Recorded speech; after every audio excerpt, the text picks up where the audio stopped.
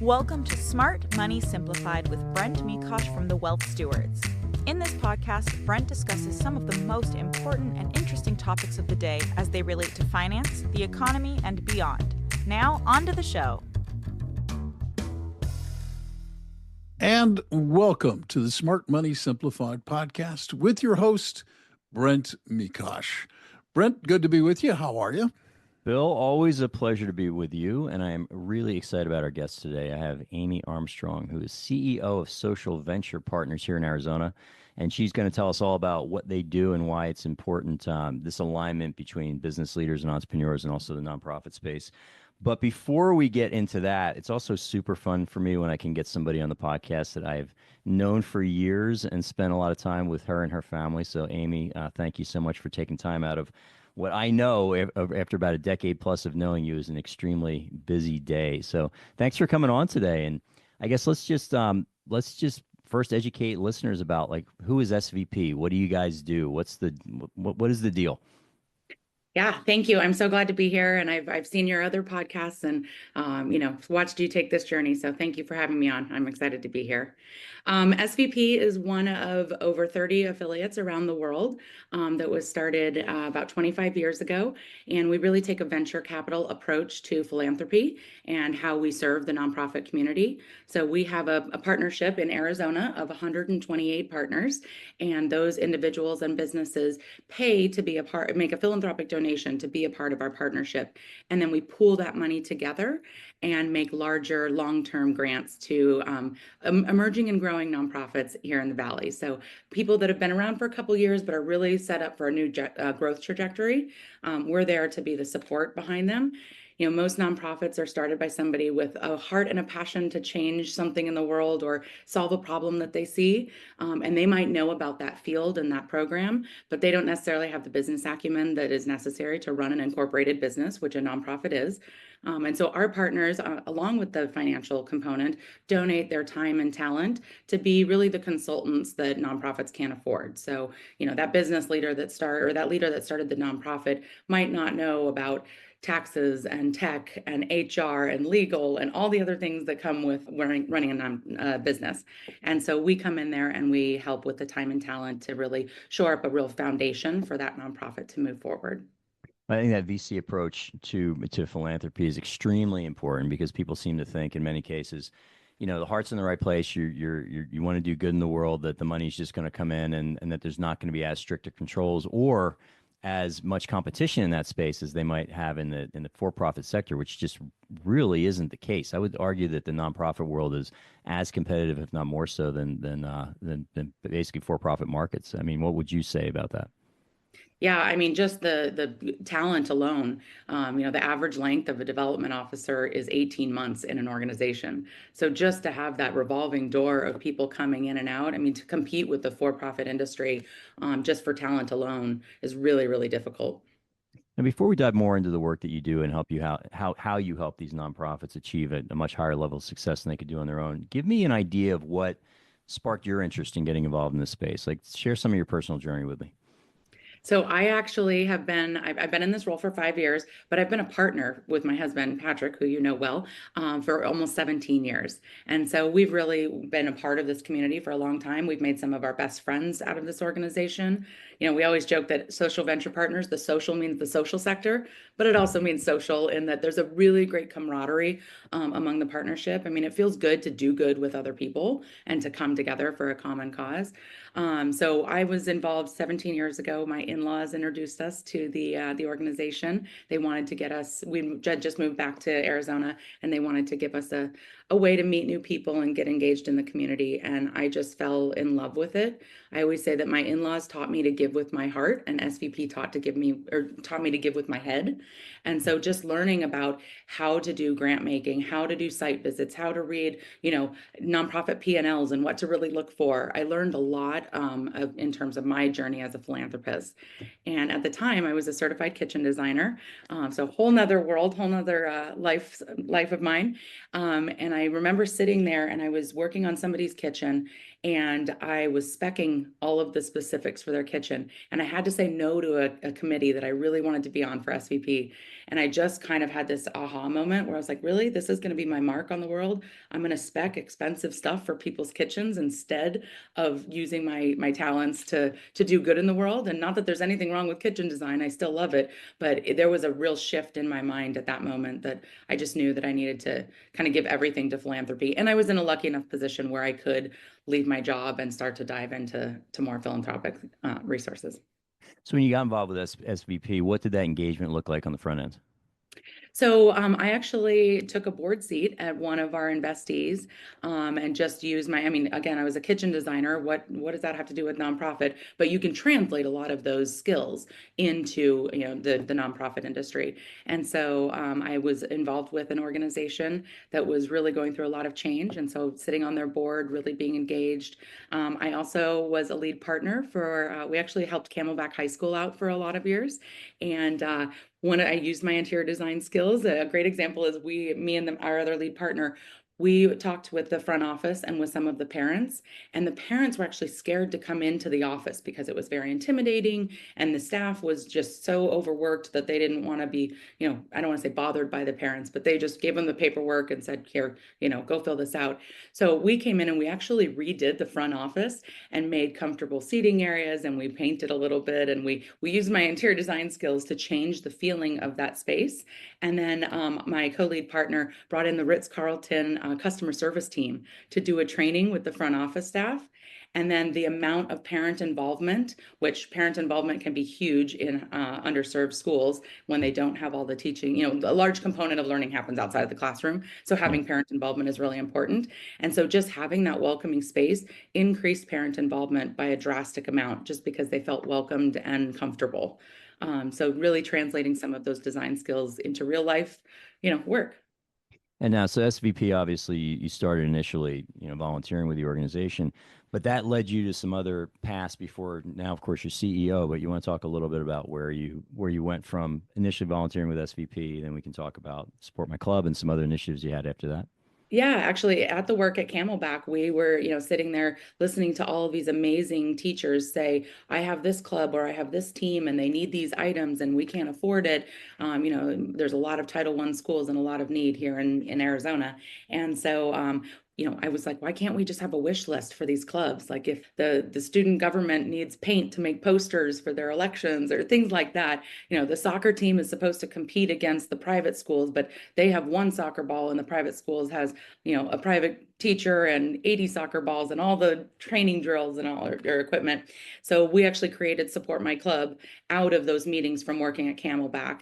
And it basically became Arizona's largest, it's like an online registry for high school clubs and teams to get the items that they needed. And so unfortunately we sunsetted that organization. We actually merged it and gave it to another organization recently. But for 12 years, I mean, that idea was spawned all out of working with SVP and Camelback. So I really learned I feel like I'm a better philanthropist because I ran a nonprofit for 12 years, and I was a better nonprofit executive because I was a philanthropist. You have to know both sides to really understand the whole component. So going back to the Support My Club days, give me 3 great lessons that you learned going through that process? Entrepreneurship is hard. The balance of, I will admit that I probably wasn't the best friend. I wasn't the best wife. I wasn't the best mother during some of those early days when I was up at, 2 a.m. writing a grant application, and, you got to hustle at the beginning. And so I think a big takeaway moving forward in other endeavors is to find some balance and to let that be one of the most important things. Surround yourself with the best people that have the skills that you don't have. I knew where my gaps were, and so I found wonderful people. I joke that Heather has been my work wife for 13 years now, and she is the yin to my yang. I tend to be a crazy ideas person. Ooh, let's go try this, and squirrel, shiny thing. And she reels me back in, and she's the more analytical person. So I think finding, those gaps and recognizing gaps in yourself and filling those with people that are really talented in those areas is really important. So now you've merged obviously into this role with Social Venture Partners. Now, you're on a different side of it. What were your key takeaways with what you learned to Support My Club and how you can apply that to Social Venture Partners? Yeah, I think it gave me a real empathy for, what these organizations are going through. I have real world experience with, running a small nonprofit and growing it and seeing what those, being everything from the CEO to the janitor and and all the roles in between. Mhm. So, I think not to use the word street cred incorrectly, but Yeah. when I go to these nonprofits and I'm like, I've been through what you've been through, that's really valuable because I'm not just coming as a funder who thinks they know everything. I really have been in the trenches with some of them. And so that's always really helpful and something to bring forward. I feel like you can always bring something from a previous experience to your new experience right now. Oh, totally. I think, you drew the comparison, which is why the work you're doing at SVP, I think makes so much sense because, that entrepreneur comes out with a great idea and they're looking at the world saying, well, of course everyone's going to love this. And of course the money's going to come piling in and all these doors are going to be open. And I would imagine a philanthropist that has a wonderful idea how to help people is thinking the same thing. And reality comes and smacks you across the head really fast, and you realize that it's not quite as easy as you think, and you need some structure around that.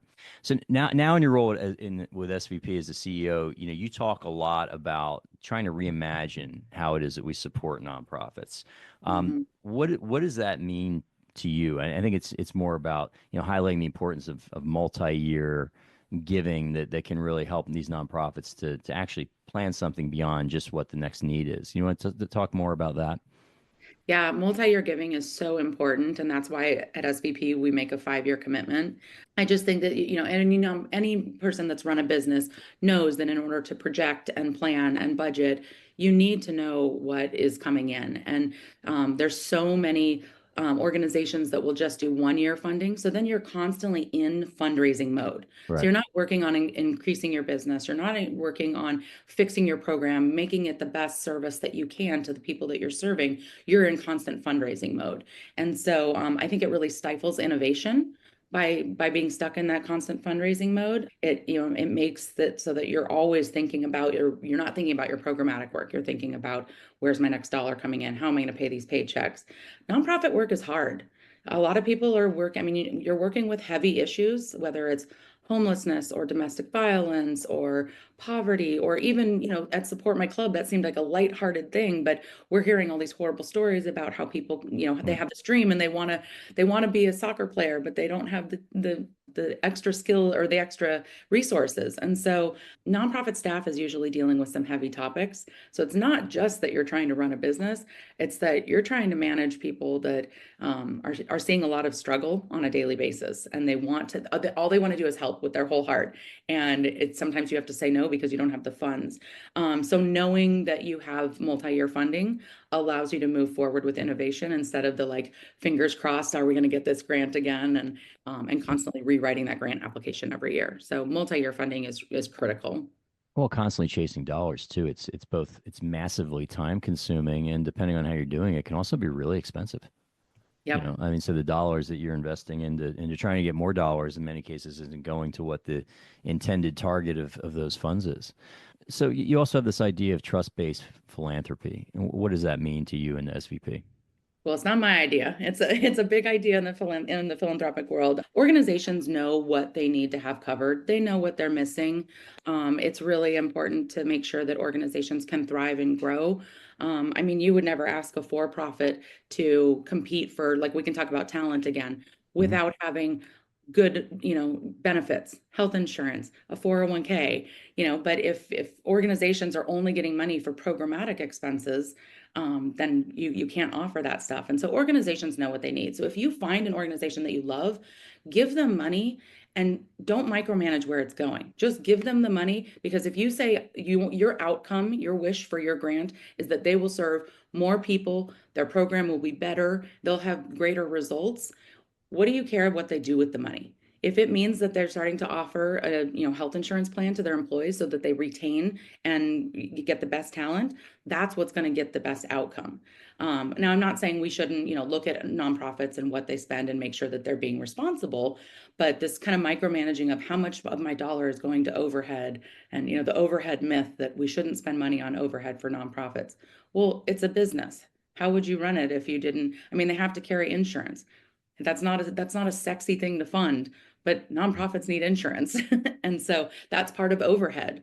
I mean, I'm sure in your business, you have a lot of overhead that, would be scrutinized if you were a nonprofit, but it's necessary for you to do the work that you do and to thrive and grow and, support. Oh, I mean, every new hire would get questioned because you're dinging the profitability of the firm immediately when you hire somebody, and Mhm. the question is, are you viewing that hire in the dollars that you're investing in that person? Is it going to pay off in spades, down the road? Obviously, you wouldn't do it, but from that standpoint, if you are a philanthropist, you're giving money away to some of these nonprofits, and I don't know the answer to this, and so I'm not trying to put you on the spot with it. Is there a back of the napkin number where you're looking at a nonprofit and the overhead is X percentage, and you're like, well, these people just they're not doing it right, or they're wasting money, or they're not running lean?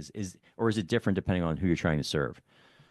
I mean, there's always going to be those horrible examples out there of one person that gets a bad rap for the rest of everyone else. And I mean, Mm, you can do that in any industry. There's going to be of one course. person there that's taking advantage of the system. So I think really just not being too distracted by those examples. And those are, of course, the ones that get in the news. Right. You hear about, oh, the CEO of the Red Cross gets paid an obnoxious amount of money. Well, Gail McGovern makes $832,000 a year. Yes, that's a lot of money, but she runs a $3 billion a year organization with 18,000 employees. Yeah. I mean, if you compared that to some of the for-profits that equal the same, I mean, and Shell USA has 18,000 employees. I guarantee their CEO makes more than $832,000 a year. Right. So, you have to put things in comparison with the nonprofit versus for-profit. But yeah, I mean, you want to do your due diligence.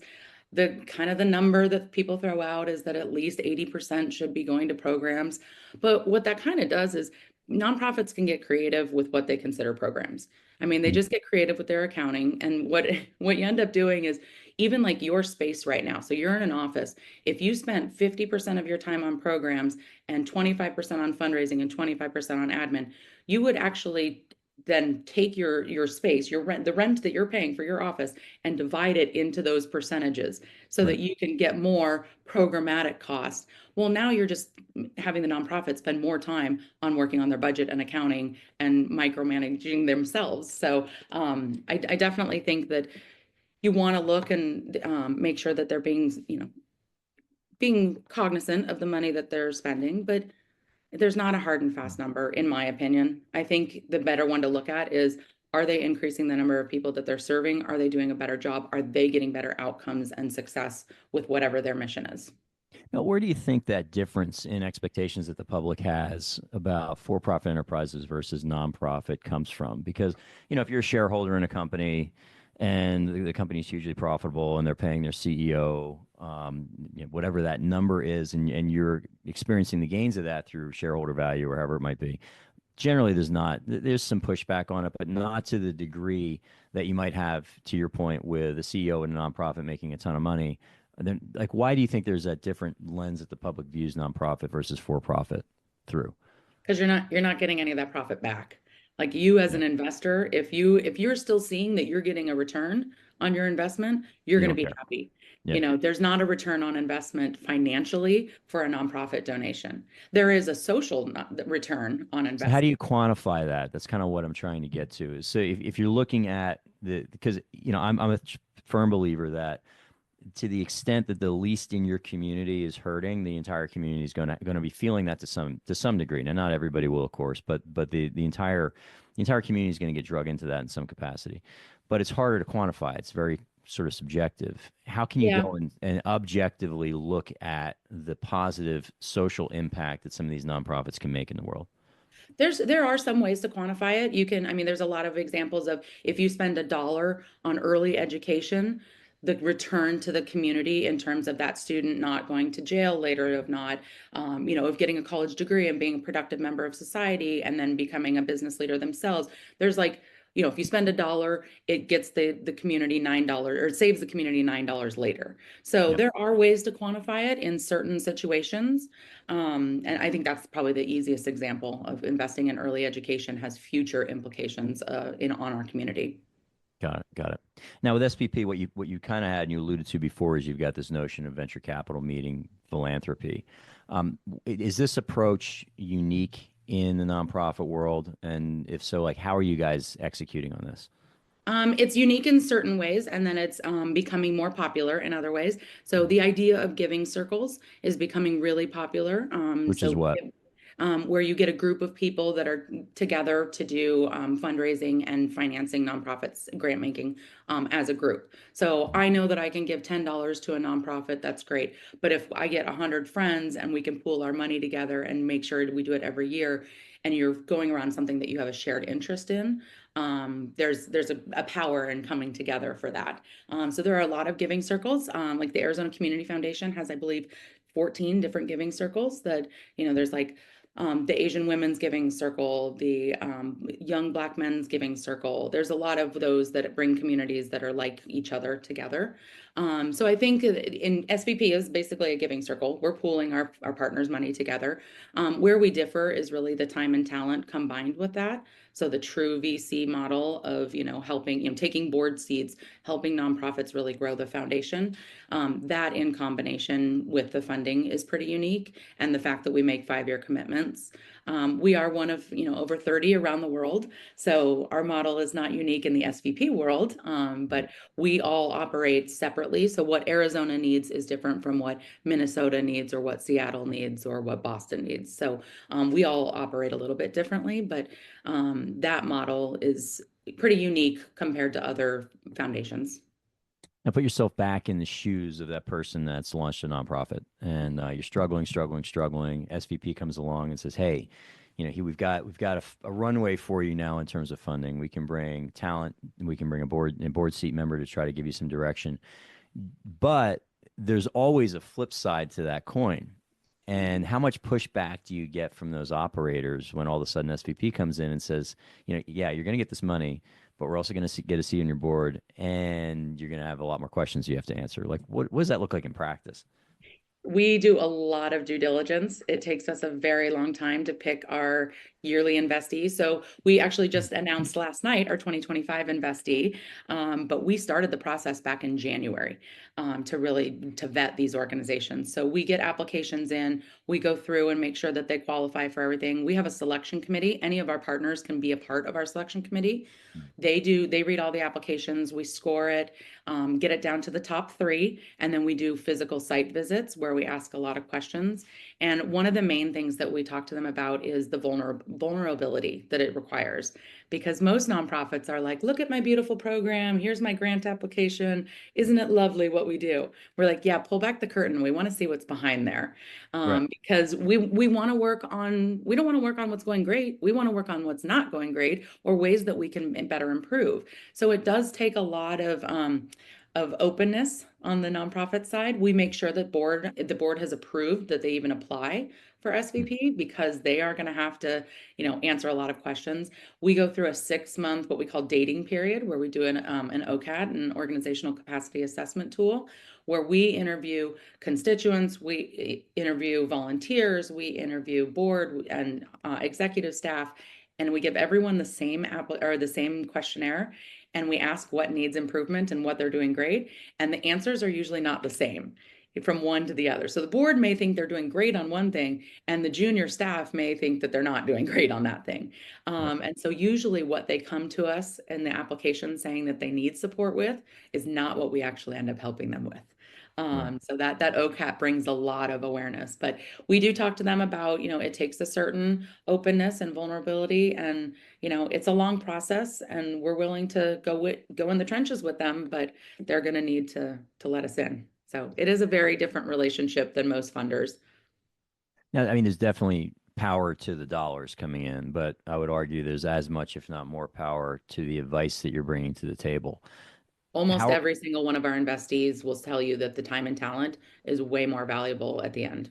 I mean, as any entrepreneur or any person that's engaged in anything can attest to, if you're trying to reinvent the wheel yourself, it's like you're smashing your head against the wall for hours and hours before you found a solution that someone that came before you solved in 30 seconds or could have solved for you in 30 seconds. How are you parent? Oh, sorry. How We are do you? some things called think tanks Yeah. where we do at least one with each investee every year. And we typically have 5 investees, which is what we call our nonprofits, 5 in our portfolio at any given time. usually one in each year of the five. But on our think tanks, we invite any of our partners to come together. It's 90 minutes. It's really quick way to get involved. But to your point of having, other people think of ideas for you, the nonprofit executive comes with one problem that's keeping them up at night. Right. And they present their problem. We do some fact finding, and then it's like rapid fire solutions. Did you look at this book? Have you tried this tech? Let me connect you with this person. Have you thought about this model?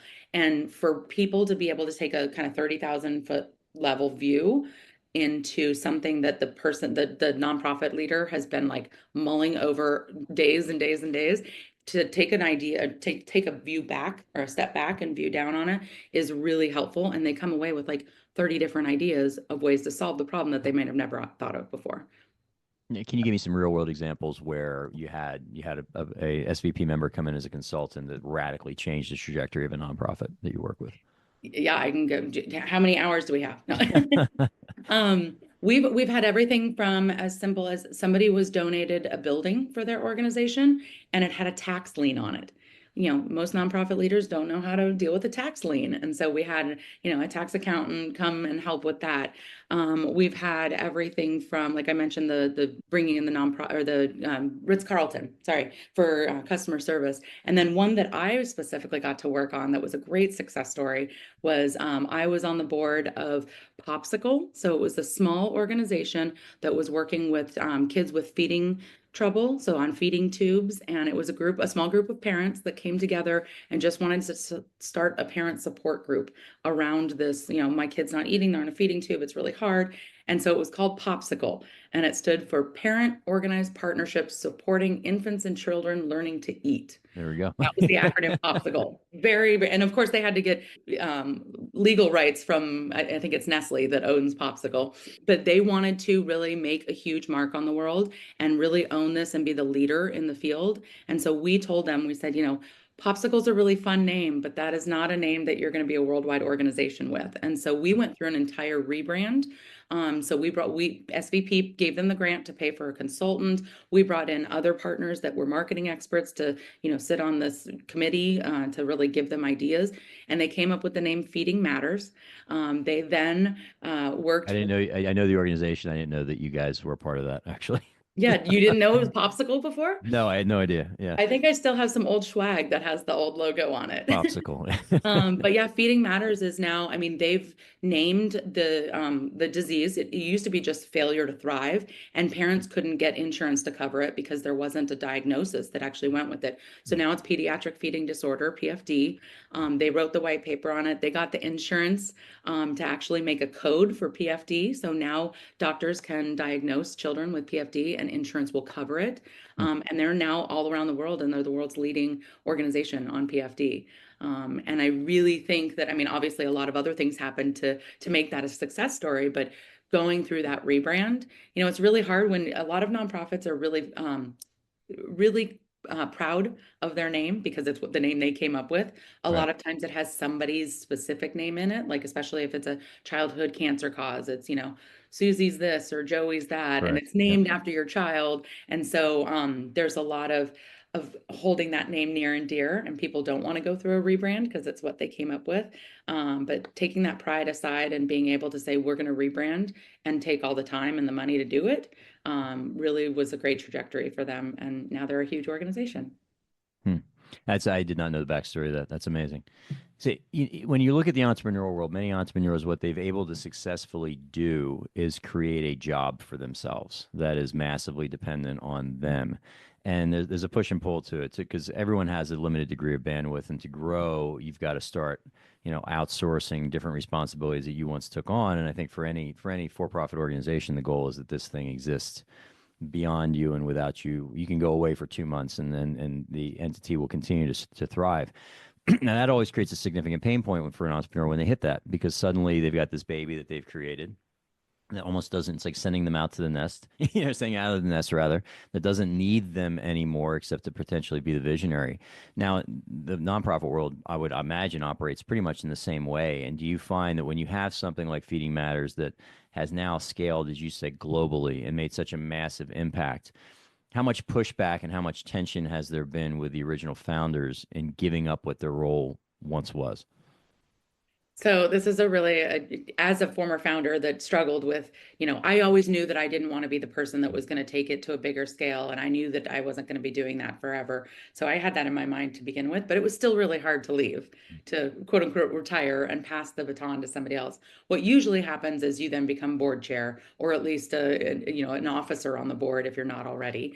So you still do get to stay involved. Shannon Goldwater and Chris Lynn, who were the people that started Popsicle, are still, Shannon's still on the board as emeritus, and so she's still involved. I do think that one way that founders get, I don't want to say out of the nonprofit, is it's, like I said, it's really hard work and there's a lot of burnout. And so sometimes people leave because they're all of a sudden having medical issues. I'm not going to say which nonprofits, but I can think of three off the top of my head where the founder left because they were so burnt out that they were having their own medical issues, their own mental health issues, and you really aren't given a choice. You have to leave, or it's gonna choose to leave for you. And so I think that there's a lot of that happens. The other thing that's interesting about nonprofit versus for-profit in this topic is that when you're talking about a merger or an acquisition or an exit on a for-profit, people are like, congrats, like you did such a great job. You exited your company or merged it with somebody, or were acquired. With a nonprofit, when that happens, people are like, oh, what happened? Why did you have to be acquired? Or why couldn't you do this on your own? There's a really weird disconnect, but it's because there's not a financial payout. But we Right. really should be encouraging organizations to merge together because it makes them more efficient. There's only so many people that are funding pediatric feeding disorder, or funding support my club type of organizations. And so by merging together, you stop competing with each other for those dollars. And then you can really make like the back end operations more efficient and all of that. So are you actively, telling that to some of these nonprofits that you're helping, say, hey, you know what, there's three other folks here in the Valley or in Arizona or in the Southwest region that are doing this, and let's start that dialogue or facilitate that dialogue with how you guys can scale up together. Is that something that's part of what you do? Yeah, definitely. It's not an easy conversation. We have taken organizations through mergers before. There was one called New Global Citizens that now is with an organization that's based out of San Francisco and working nationally. There's also an organization here in Arizona where it was funders. I actually sat on the governance board for the first 3 years, where different funders, large funders that you would recognize like Vitalis and Piper and the Burtons and Arizona Community Foundation, came together and pooled their money to specifically fund mergers, acquisitions, and permanent collaborations in the nonprofit space here in Arizona. And those types of organizations are starting to pop up around the country. There's actually a whole network of them to really push this model forward of combining resources. So it's happening, and it's pretty good here in Arizona. We've made some good headway. Merging, like big brothers, big sisters of a certain city versus a certain city, and coming together to do a larger one. Yeah. Now, in the nonprofit world, how much, obviously, there's a lot of talk lately about what the government should be doing versus what the government shouldn't be doing, and potential cuts that are out there. Are we seeing any impacts yet of that? And if so, how can private philanthropy step in to maybe fill that gap that could be left from the government exiting something they've traditionally done? Yeah, there's definitely been immediate fallout from that. And then there's the big question mark of, are we getting funding? Are we not? Mhm. There's actually some people that have already gotten grants approved previously, but now the person that handles the disbursement is no longer in that role. And so they don't know how to actually get the money. There's a lot of weird fallout that's kind of happening from what's been taken away already and what might possibly be taken away in the future. But philanthropy's always been there to fill the gap. I mean, Arizona or America is a very generous and philanthropic country. As citizens, we want to help each other. I mean, look at after any natural disaster, people come together to support each other. And the government does not cover a lot of things that, if you look at like Scandinavia and Canada and other countries like that, where more is provided, philanthropy has always been there to fill the gaps. What I think is really unique is that unfortunately the gaps have gotten bigger, but so has the opportunity for people to be in philanthropy with social media, with things like GoFundMe and those technology platforms. There's a way for multiple people to be engaged, not just the big traditional philanthropists of the day, the Rockefellers and all of those people that had these Yeah. big dollars. They were doing massive amounts of the philanthropy. Well, now it's being a little bit more spread across all different parts of our communities. Now, what is the average person that's working with you guys from the donor side or from the giving side or the consulting side?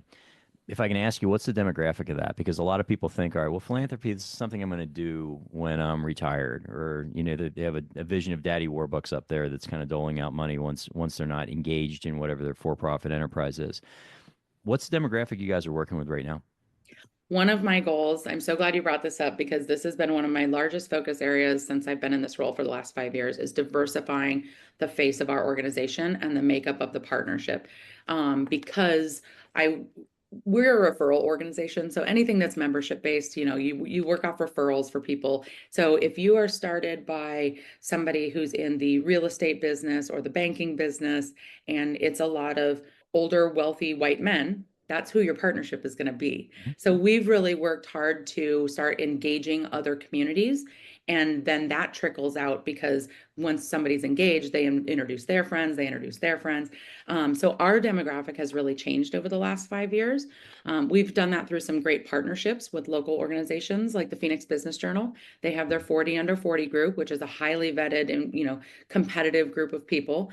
And so we every year now work with the Phoenix Business Journal to invite all 40 to submit a supplementary application to SVP.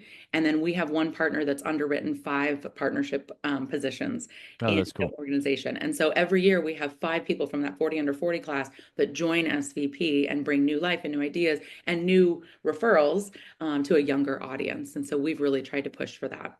Now, what's the average age at SVP, if I can ask that?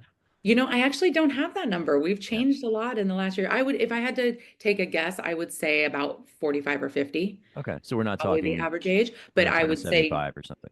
no, but it was definitely much higher before I took over, and we really pushed for this. Our board was really strong behind that idea as well. But I would say it was probably 65 before. Now, how many people that you're working with that are engaging with these nonprofits, either as donors, consultants, are actively involved in their own businesses today versus being retired and in a different stage in their life? We definitely have a lot of people that are retired and want to use their skills still to give back. We have a lot of people that are really like full blown into building their business, and this is also a great networking opportunity for them. We have a lot of people that have exited a business and all of a sudden started their own foundation or wanted to learn about how to be a philanthropist with a sudden influx of money. And so they're kind of in that in between. They're not quite retired, but they haven't figured out their next thing yet. So we have a pretty good mix. But definitely, I mean, the people that are retired have the time available, Right. and they have such a wealth of knowledge to bring to these organizations that, we love the people that are retired and want to help out. So, what is the vision for SVP moving forward, say over the next 5 to 10 years? Well, we just announced last night that we're relaunching SVP Teens. So that was a program that we had about 15 years ago. That's really amazing. It's not just teenagers getting to be a part of the partnership. They are going to do their own fundraising. We have monthly programs that are run through the school year. We're bringing in guest speakers, and they'll learn their own fundraising, how to do a grant application, how to do a site visit, how to read that P&L of a nonprofit, and then they'll actually grant out their own money to an organization of their choosing. So they're learning financial literacy, they're learning how to invest and make decisions, they're working with other teens around the country, and hopefully we're planting that seed of philanthropy for them to think about it in the future as just a natural part of what they do. That's one big part of SVP that I think that we can engage the younger generation, and I'm very excited for it. It's something that I believe firmly is when you, generally speaking, if you have an entrepreneur, someone that's built a business and there's been an exit and now there's a pile of money and you've got the family that's managing this, a glue that I think can tie the next generation to the meaning and value and purpose of those dollars now that they've changed into something different is philanthropy, where you're engaging that younger generation, whether it's within a family meeting to discuss how the money's going to be distributed, having people come with different ideas and things and causes they'd like to support. Are you seeing that kind of engagement with SVP as well, where you're seeing multi-generational wealth, where they're engaging the kids and people that might be a little bit younger and may not have been the original source of that wealth, but now are involved in stewarding that wealth? Yeah, there's definitely, I mean, there's going to be one of the largest, you know, this as a financial planner, one of the largest wealth transfers in our history is coming up with with the baby boomers leaving money to our generation. And so there are some families that are really having that conversation. Not everyone does it together. Some people want to have their own funding ways. I think one of the main things, I'm sure you've heard me say this before, but owning the idea of philanthropy, you kind of touched on it a little bit, but anyone can be a philanthropist. Totally.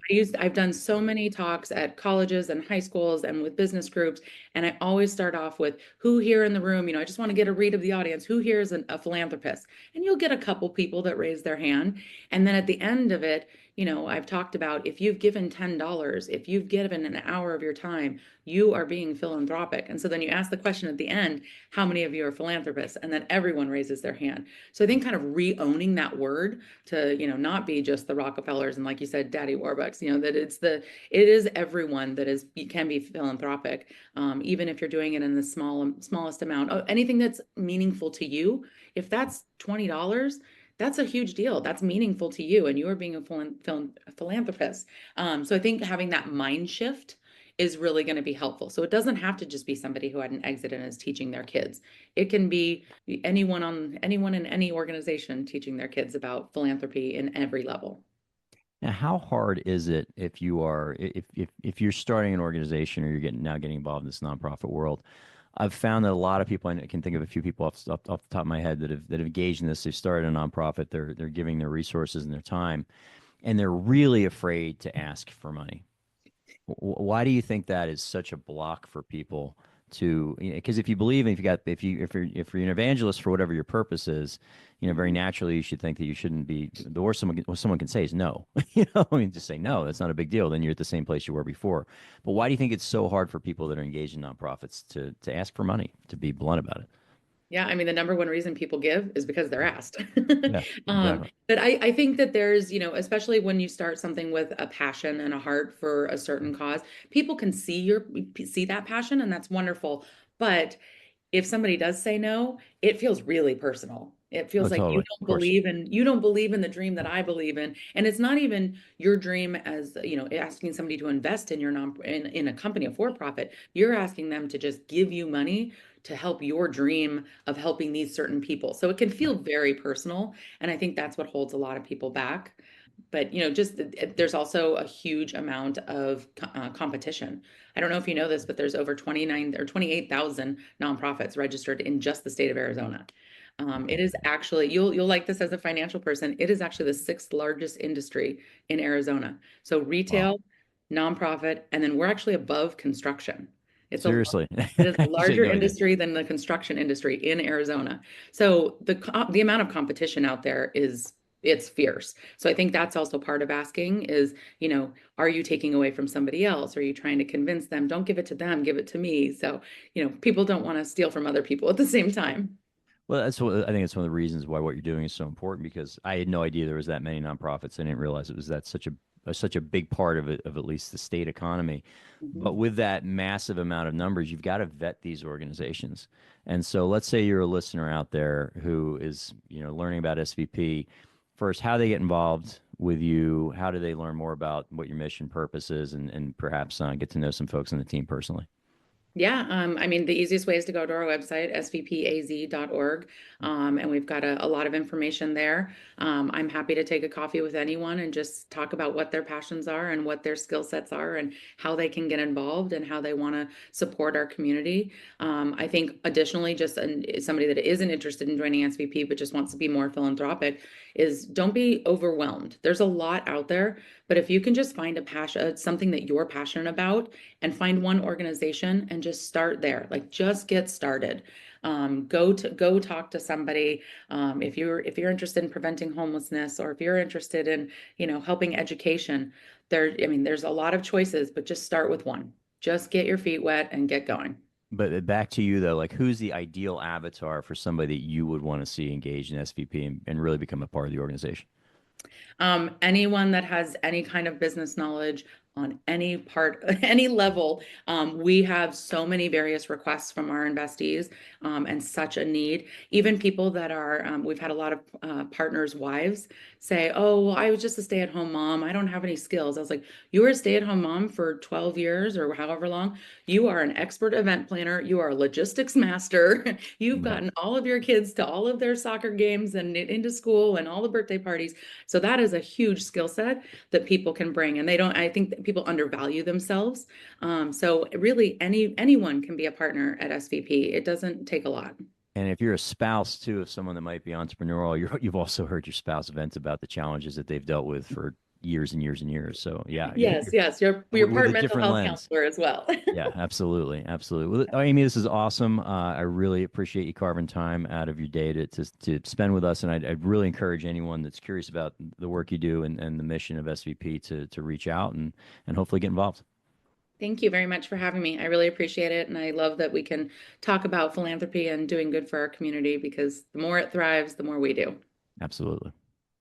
Yeah, it's great. And look, I really appreciated the conversation because, Amy, you bring a certain dynamic that is not often associated with when people talk about nonprofits. And I like the way you're bringing a bit of innovation into it. I'm just kind of curious, though, because you earlier stated, you like to go to organizations that are not doing so great versus those who are, which is understandable. Well, not that they're not doing great, but they have great potential. But they have great potential. Let's put it, they have great potential. But how open are they when you come in and you do that survey and the board finds out that the juniors are different and the juniors find out the board is different? And what is that situation like? And how do you deal with that to create, a positive change?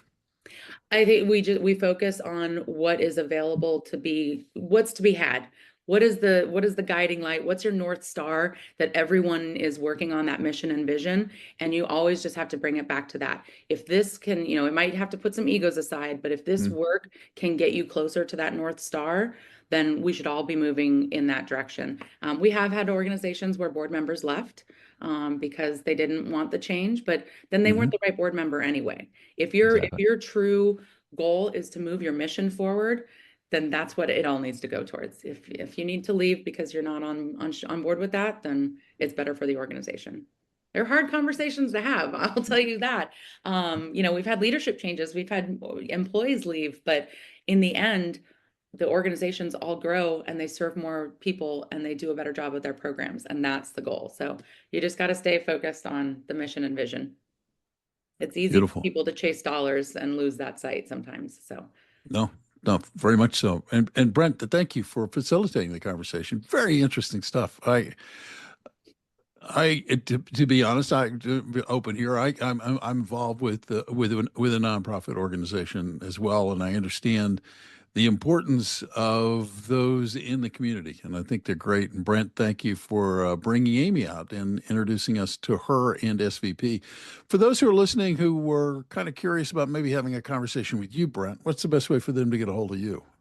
Yeah, website tws.finance has pretty much every conceivable way to reach me. And on social media, you can message me on LinkedIn and I will respond. That's fantastic. And for those who are listening who are not subscribers, this part's easy. Subscribe. Hit the follow button. That way, when Brent drops a new episode, you can give it a listen. I would also ask that if you like the podcast, give it a rating or 2, or 3 or 4, and tell people about it, because word of mouth promotion is really important. More important probably than ever in this day and age when you don't know what bot is recommending what to you on the internet. Okay. Until next time, I'm Bill Tucker. On behalf of Brent and everybody at TWS, thank you for taking the time to listen today, and we'll catch you next time. Thank you for listening to Smart Money Simplified. Have questions about topics covered during the show? Visit our website at www.smartmoneysimplified.com or give us a call at 602-255-0555. Don't forget to click the follow button to be notified when new episodes become available. The information covered and posted represents the views and opinions of the guests and does not necessarily represent the views or opinions of the Wealth Stewards or concurrent investment advisors. The content has been made available for informational and educational purposes only. The content is not intended to be a substitute for professional investing advice. Always seek the advice of your financial advisor or other qualified financial service provider with any questions you may have regarding your investment planning.